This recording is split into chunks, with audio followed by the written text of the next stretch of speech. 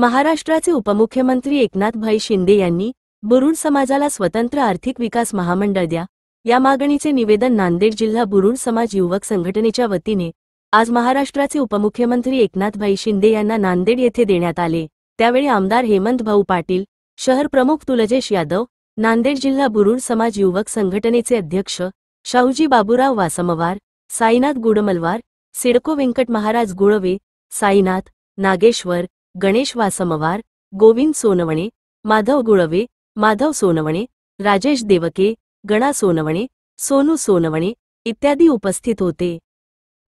नांदेड जिल्हा बुरुड समाज युवक संघटनेच्या वतीने बुरुड समाजाला स्वतंत्र आर्थिक विकास महामंडळ मिळवण्याकरिता महाराष्ट्राचे उपमुख्यमंत्री सन्माननीय एकनाथभाई शिंदे साहेब नांदेड येथे आले असता त्यांना आज युवक संघटनेच्या वतीने स्वयं भेटून त्यांना निवेदन देण्यात आलेलं आहे आणि साहेबांनी आम्हाला पूर्णपणे सहकार्य केलेलं आहे की बुरुड समाजाला महामंडळ देणार म्हणजे देणार। त्याबद्दल